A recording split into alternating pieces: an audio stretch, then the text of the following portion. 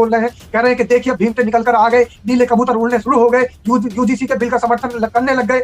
अरे भाई, हम आज से यूजीसी का समर्थन नहीं कर रहे हैं। यूजीसी आपके लिए आज नई बात होगी, हमारे लिए तो ये बहुत पुरानी बात है। हमारे लिए तो ये उस समय की बात है जब बाबा साहेब भीमराव अम्बेडकर ने इस समाज का उत्थान करने का बीड़ा उठाया था। जब बाबा साहेब भीमराव अम्बेडकर ने इस समाज के लिए कहा था कि ये समाज, हमारा देश जाति भेदभाव का शिकार है और ये जो समाज है बहुजन समाज, ये इसका शिकार बनता चला रहा है। इस समाज का अगर उत्थान करना होगा तो जाति भेदभाव को खत्म करना होगा, डिस्क्रिमिनेशन को खत्म करना होगा। अगर हमारे देश के अंदर, हमारे शैक्षणिक संस्थानों के अंदर से डिस्क्रिमिनेशन खत्म नहीं हो सकता तो समझ लीजिए हमारा देश कैसे विश्व गुरु बन जाएगा। फिर रोहित वेमुला जैसे लोग होंगे, बच्चे होंगे जिनको आज तक न्याय नहीं मिल पाया। फिर नजीब जैसे बच्चे होंगे जो अभी तक गायब है और सीबीआई ने उनकी मुकदमे को खत्म कर दिया है और वो बच्चा अभी तक गायब है। फिर डॉक्टर पायल हमारी जो बहन है, इस तरीके के केस नजर आएंगे। लेकिन मैं तो ये कहता हूँ कि यूजीसी का विरोध सिर्फ वो लोग कर रहे हैं जो कि मनुवादी हैं। मैडम, पहले तो आपको नमस्ते। मेरा कहना यह कि मैं प्रशांत कुमार सिंह का बड़ा भाई हूं। कल मुझे 3 बजे मीडिया के माध्यम से जानकारी हुई कि वो डिप्टी कमिश्नर अयोध्या के पद से उन्होंने इस्तीफा दे दिया है और जिस कथन को कह के वो इस्तीफा दे रहे हैं, कथन वह सही नहीं है, उसमें सत्यता कुछ और है। वहीं पर लात मार के उनको बाहर कर देना चाहिए जहां पर मनुवादियों ने हमारे समाज के झाड़ू बांधी थी, उसी जगह इनके लात मार करके इनको आउट कर देना चाहिए। मैं तो ये कहता हूं ऐसे अधिकारियों को। सादाब रिजवी, इनकी तो नियुक्ति भी फर्जी प्रमाण पत्र के आधार पर हुई है। सादाब रिजवी, इनके भाई ने खुलासा किया है। सत्यता यह है कि प्रशांत कुमार सिंह ने 27/10/2009 को सीएमओ मऊ को धोखा देते हुए नेत्र रोग की एक बीमारी मैकुलर डिजेनरेशन में दिव्यांग प्रमाण पत्र बनवाया। वह बीमारी ऐसी है जो कि 50 साल से कम की उम्र में पूरे वर्ल्ड में किसी को नहीं होती है। जिस एज में इनका प्रमाण पत्र बना है वो 31 साल में बन गया है। अब ये जो लोग निकल करके आ रहे हैं, ये समाज में तलवार लहरा करके मोदी जी को उनके जाति से जाति सूचक शब्दों का इस्तेमाल कर रहे हैं। मोदी जी ने तो ये खेत खलियान बोए थे, मोदी जी ने तो ये फसल बोई थी, और ये जो फसल मोदी जी ने बोई थी समाज के अंदर जातिवाद की, उस फसल को काटने का काम आज मोदी जी खुद कर रहे हैं। तो इसीलिए वो कहावत आज चरितार्थ हो रही है कि जब पेड़ बोए बबूल का तो आम कहां से होए। इसीलिए मोदी जी से पहले ही बहुत सारे जो इस देश के शुभचिंतक है वो कहते चले आए हैं कि जाति वैमनस्यता नहीं होनी चाहिए, ये जातियों का भेदभाव नहीं होना चाहिए। आज आप बहुजन समाज को जाति सूचक शब्द बोल करके उनको नीचा दिखाने की कोशिश कर रहे हो, फिर यही समाज कल के दिन आपको नीचा दिखाने की कोशिश करेगा। वही काम आज हो रहा है। मोदी जी को उनकी जाति बताई जा रही है कि देखिए आप कौन सी जाति से हैं, आपकी औकात क्या है। बिल्कुल।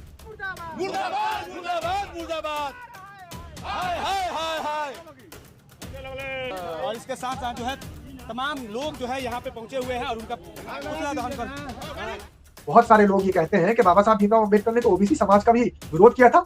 आज हमारे ही एक दर्शक ने कमेंट किया, अंकुश चौहान उसका नाम है। अंकुश चौहान ने ये लिखा कि भाई आप कौन से यूजीसी बिल का समर्थन कर रहे हैं, बाबा साहब भीमराव अम्बेडकर ने तो ओबीसी के लिए बहुत बड़ा विरोध किया था। तो सबसे पहले तो अंकुश चौहान और बहुत सारे ऐसे तमाम मनुवादी सोच रखने वाले लोगों, आपके लिए मैं ये बता दूं कि ओबीसी समाज का गठन कब हुआ था और बाबा साहब भीमराव अम्बेडकर का महापरिनिर्वाण कब हुआ था, ये दोनों बात अगर आप जान ले तो सच का सच, दूध का दूध, पानी का पानी हो जाएगा। 1956 में बाबा साहब भीमराव अम्बेडकर का महापरिनिर्वाण हो चुका। 1953 में काका कालेलकर आयोग बना जहां से ओबीसी की नींव रखी गई। 1955 में जाके वो पूरा हुआ और जब तक भी ओबीसी लागू नहीं हुआ। 1979 के अंदर जब मंडल आयोग आया और बीपी मंडल की रिपोर्ट आई 1979 में, तब जाकर के ओबीसी लोगों के सामने आया। 1979 और 1980 तक ओबीसी जो वर्ड है, ओबीसी जो समाज है वो लोगों के सामने आया। 1979 से पहले तो समाज के सामने था ही नहीं। तो बाबा साहब भीमराव अम्बेडकर ओबीसी का कहां विरोध कर गए? 1979 में बीपी मंडल और मंडल आयोग की जब रिपोर्ट आई, मंडल आयोग की जब सिफारिशें आई, तब ओबीसी सामने आया। इससे पहले तो ओबीसी सामान्य वर्ग या ओबीसी ये कहीं था ही नहीं। अब बात करते हैं 1979 के बाद ये लागू कब हुआ। 1979 जब बीपी मंडल की रिपोर्ट आई थी तब तो ओबीसी सामने आया था, लेकिन 1990 में जब वीपी सिंह की सरकार थी, कांग्रेस की सरकार थी, 1989-1990 में वीपी सिंह की सरकार में ओबीसी जनगणना हुई। 52% के लगभग ओबीसी की समाज की बात बताई गई कि ओबीसी जाति के 52% लोग हैं। 27% आरक्षण की मांग की गई। तो ओबीसी समाज का 1990 में जाकर के कहीं उत्थान होना शुरू हुआ है। और आप बात कर रहे हैं कि बाबा साहब भीमराव अम्बेडकर ओबीसी के विरोधी थे। ये सिर्फ और सिर्फ भ्रामक खबरें, जो मनुवादी विचारधारा के लोग हैं, ये भ्रामक खबरें फैलाने का काम करते हैं।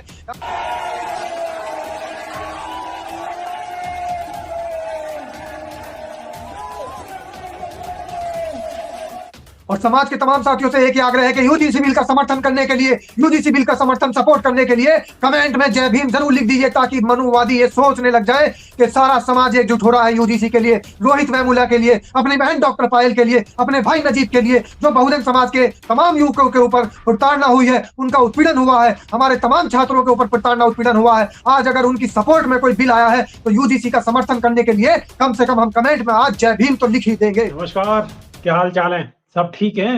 बहुत बढ़िया, बहुत बढ़िया। अपना और अपने को ख्याल रखो और जब टाइम मिले तो वीडियो जरूर देखो।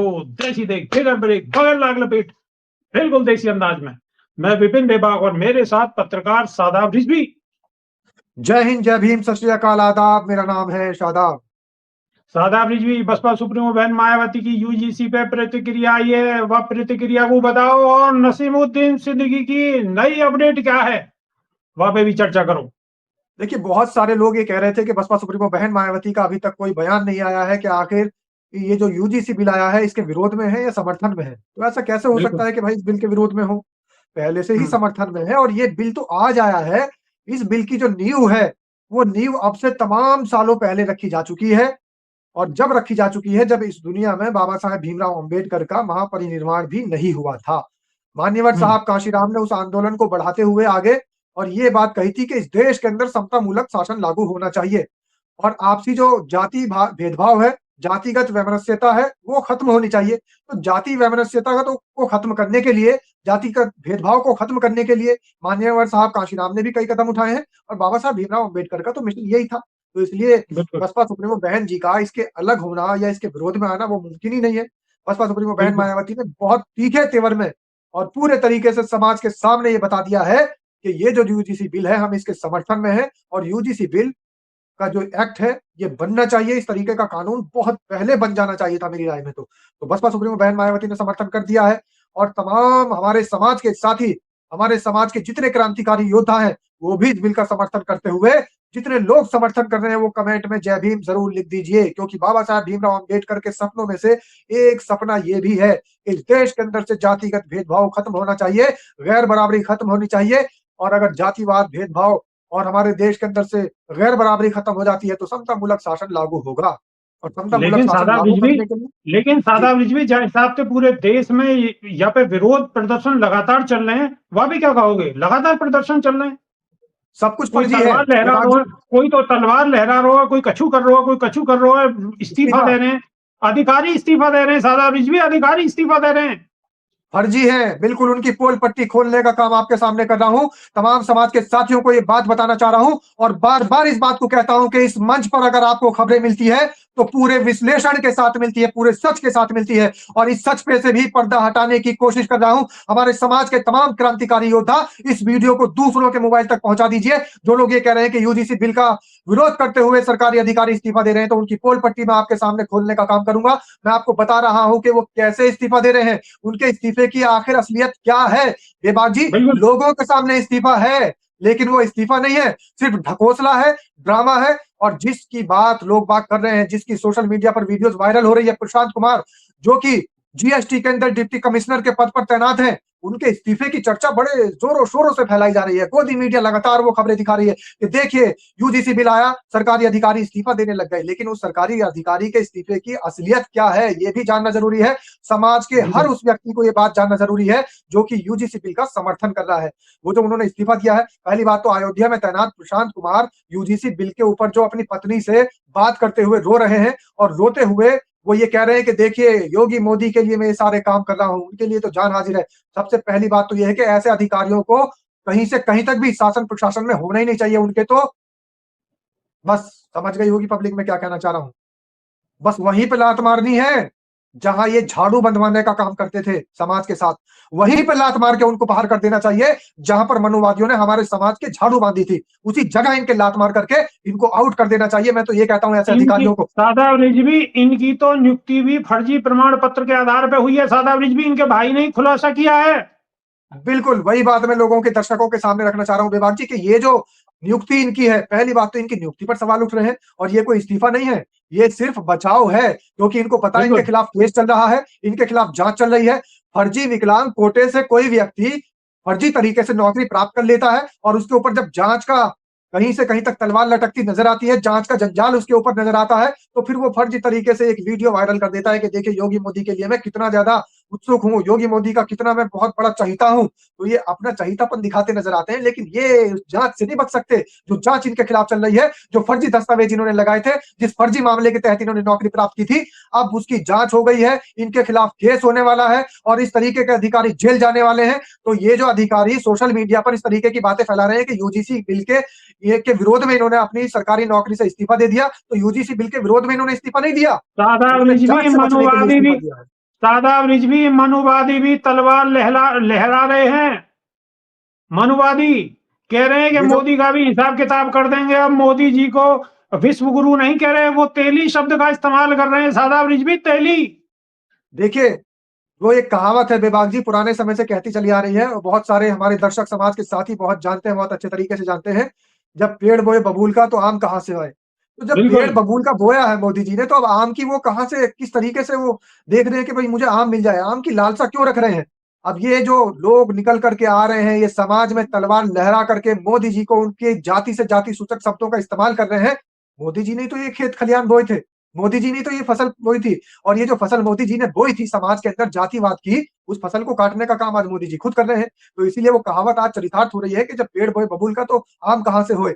इसीलिए मोदी जी से पहले ही बहुत सारे जो इस देश के शुभचिंतक है वो कहते चले आए हैं कि जाति वैमनस्यता नहीं होनी चाहिए, ये जातियों का भेदभाव नहीं होना चाहिए। आज आप बहुजन समाज को जाति सूचक शब्द बोल करके उनको नीचा दिखाने की कोशिश कर रहे हो, फिर यही समाज कल के दिन आपको नीचा दिखाने की कोशिश करेगा।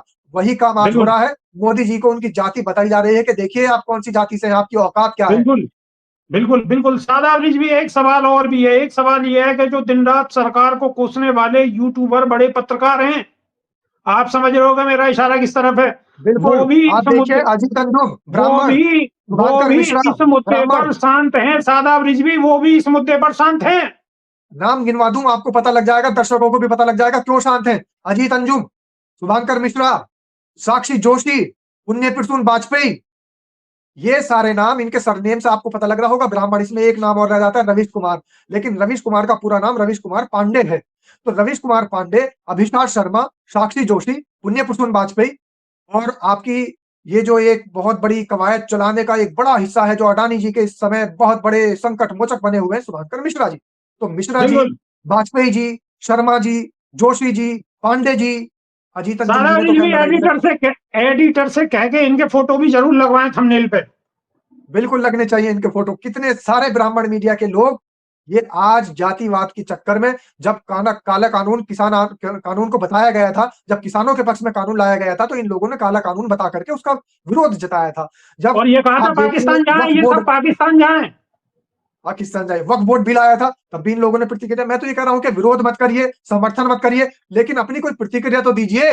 लेकिन जातियां बिल्कुल इनके ऊपर इतनी हावी है कि इस देश के अंदर वो लोग जो किसान कानून पर भी साथ में खड़े थे, जो वक्फ बोर्ड बिल पर भी साथ में खड़े थे, जो एनआरसी सीए पे भी साथ में खड़े थे, आज वो गायब नजर आ रहे हैं। तो आप देखिए इस देश के अंदर जातिवाद की जड़ें कितनी गहरी हो चुकी हैं, इस देश के अंदर जाति भेदभाव कितना गहरा हो चुका है। आप याद करिए, अपने दर्शकों को मैं ले जाना चाहता हूं उस दौर में जब बाबा साहब भीमराव अंबेडकर हमारे बीच थे, इस देश में थे। तो बाबा साहब भीमराव अंबेडकर ने क्या कहा। बहुत सारे लोग ये कहते हैं कि बाबा साहब भीमराव अंबेडकर ने तो ओबीसी समाज का भी विरोध किया था। आज हमारे ही एक दर्शक ने कमेंट किया, अंकुश चौहान उसका नाम है। अंकुश चौहान ने ये लिखा कि भाई आप कौन से यूजीसी बिल का समर्थन कर रहे हैं। बाबा साहब भीमराव अंबेडकर ने तो ओबीसी के लिए बहुत बड़ा विरोध किया था।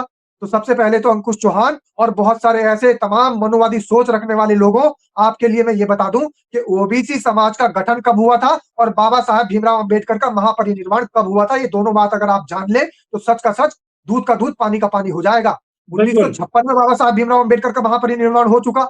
1953 में काका कालेलकर आयोग बना, जहां से ओबीसी की नींव रखी गई। 1955 में जाके वो पूरा हुआ, और जब तक भी ओबीसी लागू नहीं हुआ।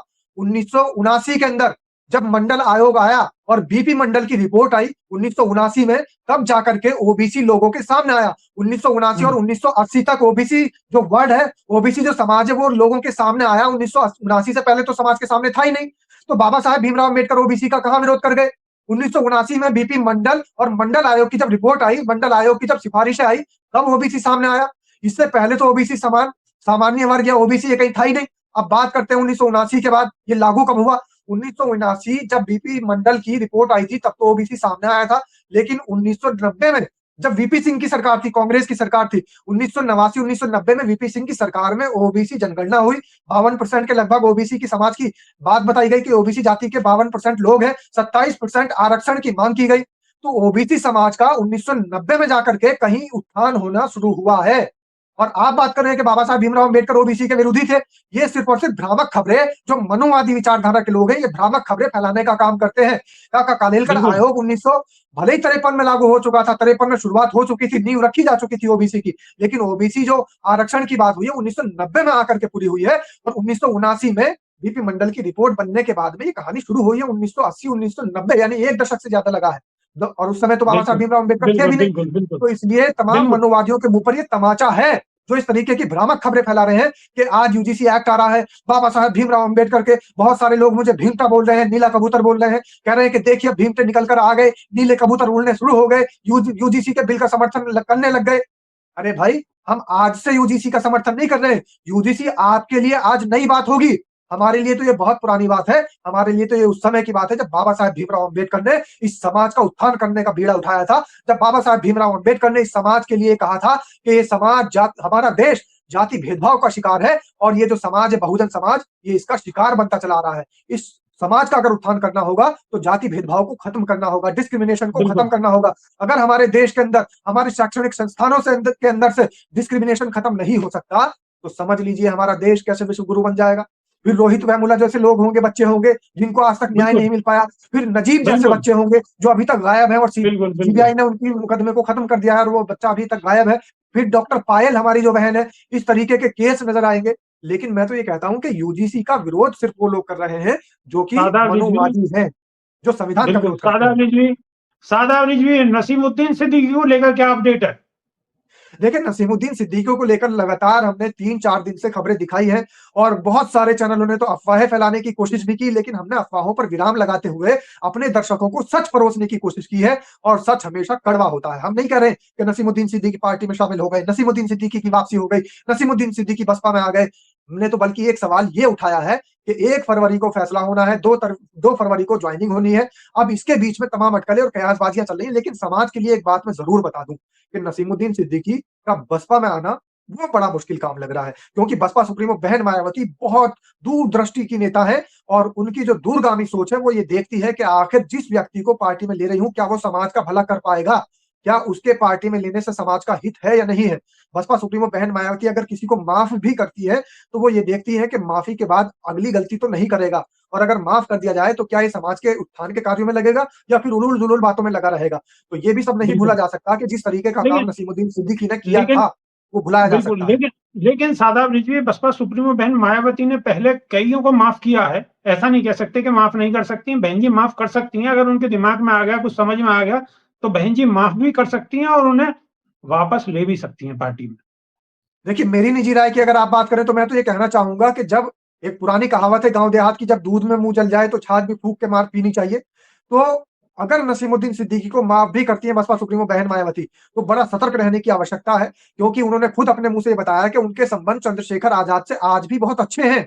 चंद्रशेखर हम्म आजाद से उनकी मुलाकातें होती रहती हैं, लगातार वो हम्म उनसे मिलते रहते हैं, अभी पीछे उनसे मिले हैं। तो अगर वो पार्टी में शामिल हो जाते हैं बहुजन समाज पार्टी में, तो फिर बहुत ध्यान से और सतर्क रहने की आवश्यकता होगी, क्योंकि इनके जो रिश्ते हैं वो तमाम ऐसे लोगों से हैं जो कि बसपा के खिलाफ पहले से ही सक्रिय हैं, और बसपा को हम्म नीचा करने की दिखाने की कोशिश करते रहते हैं, बसपा को डाउन करने में लगे हुए हैं, और उनकी राजनीति ही बसपा को खत्म करने के लिए शुरू हुई है। तो ऐसे लेकिन नेताओं से इनका मेलजोल आज भी जारी है।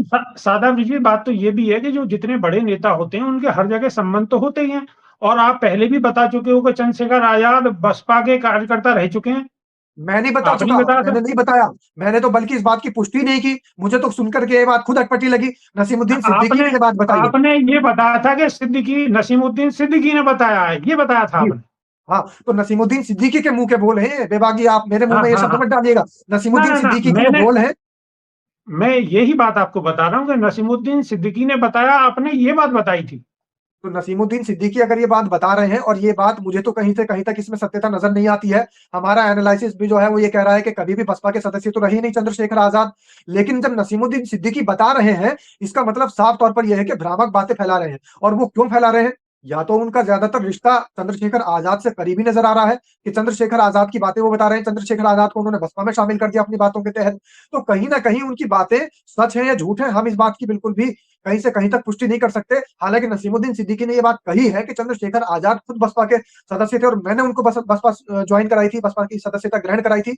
इस बात में कितना सच है, अभी तक बसपा की तरफ से भी कोई स्पष्टीकरण नहीं दिया गया है, और बसपा तो इस तरीके के मुद्दों को वैसे भी तूल नहीं पकड़वाना चाहती है।